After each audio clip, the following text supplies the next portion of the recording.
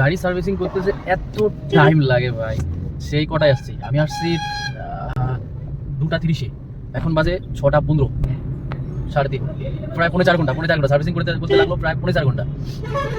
আমাদের ওইখানে সার্ভিসিং হয়, আমি ওই জায়গায় সার্ভিসিং করাই না, কারণ একটু দূরে গিয়ে সার্ভিসিং করাই।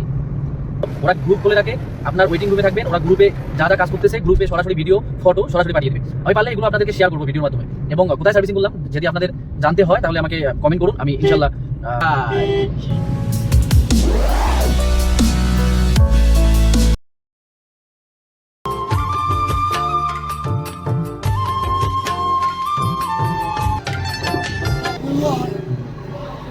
গাড়ি সার্ভিসিং করতে যে এত টাইম লাগে ভাই, সেই কটায় আসছি আমি। আসছি 2:30-এ, এখন বাজে 6:15, মানে কয় ঘন্টা হলো টোটাল? 2:30, 5টা, 2.5 ঘন্টা, এইদিকে 2.5 এবং 3.5, প্রায় 4.5 ঘন্টা। 4.5 ঘন্টা সার্ভিসিং করতে লাগলো, প্রায় 4.5 ঘন্টা। আমাদের ওইখানেও সার্ভিসিং হয়, আমি ওই জায়গায় সার্ভিসিং করাই না, কারণ একটু দূরে গিয়ে সার্ভিসিং করাই। এই জায়গায় সার্ভিসিংটা একটু ভালো হয়, আমাদের ওইখানে তুলনায় এইখানে সার্ভিসিংটা একটু ভালো হয়। সো এত দূর, প্রায় কত কিলোমিটার হবে আমাদের ওইখান থেকে? প্রায় 60 কিলোমিটার হবে না, 60 হবে না, 60 হবে না, ধরি 60 হবে না। আমাদের ওইখান থেকে প্রায় 25, এইদিকে প্রায় 60 না, 55 কিলোমিটার, প্রায় 55 কিলোমিটার দূরে এসে সার্ভিসিং করাই, কারণ একটু সার্ভিসিং ভালো হওয়ার জন্য।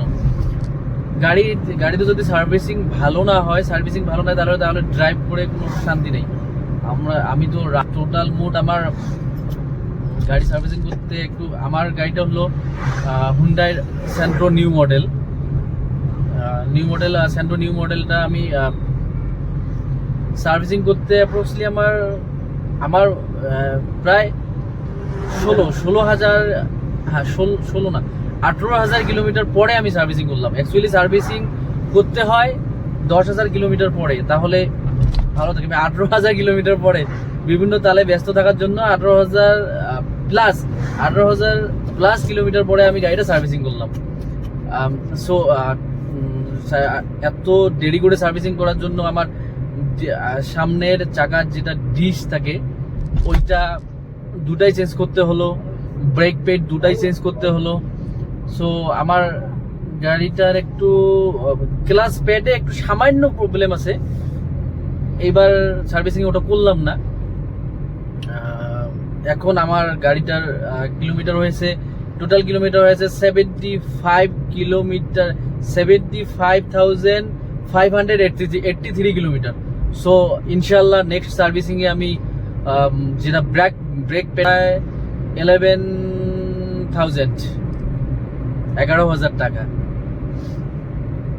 সো একবারে অত টাকা দিয়ে সার্ভিসিং করে লাভ নেই, যতদিন ব্রেক প্যাড চলে অতদিন সামান্য করে চলাই। ইনশাল্লাহ যত নেক্সট সার্ভিসিংয়ে আমি ব্রেক প্যাড চেঞ্জ করে নেবো, তাই এবার চেঞ্জ করলাম না। সো এই ছিল আমার গাড়ি সার্ভিসিং এর আপডেট। আশা করি,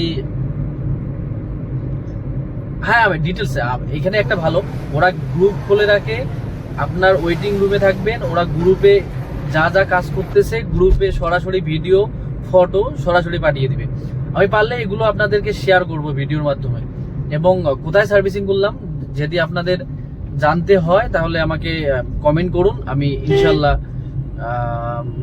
জায়গাটা জানিয়ে দিব। হ্যাঁ ওরা বলছিল রেটিং দিতে, আমি 10 আউট অফ 10 দিব, কারণ খুব ভালো নম্র ব্যবহার এবং সার্ভিসিং মোটামুটি ভালোই ছিল। আউট অফ 10 দেবো।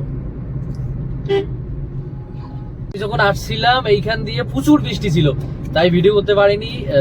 মোটামুটি ধরেন 500-600 মিটারও ভিজিবিলিটি ছিল না, 100 মিটারও ভিজিবিলিটি ছিল না, সরি 100 বললে ভুল হবে, 10 মিটারও ভিজিবিলিটি ছিল না, একদম প্রচুর বৃষ্টি ছিল, তাই আমি ভিডিও করতে পারিনি। যাওয়ার সময় ভিডিও করতেছি, দেখুন কত সুন্দর পরিবেশ না, ভালো লাগতেছে।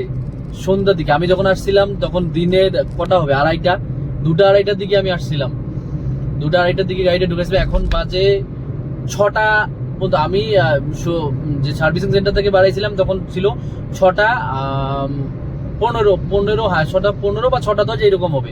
দেখেন কত সুন্দর লাগতেছে ক্যামেরাতে ভিউটা দেখেন। সো সবাই ভালো থাকবেন। এই ছিল আমার গাড়ির সার্ভিসিং এর ব্লগ, ছোট্ট একটা ব্লগ ট্রাই করলাম। ইনশাল্লাহ নেক্সটে ভালো ব্লগ আসবে, দেখা হবে কোনো এক নতুন ব্লগে। So bye bye.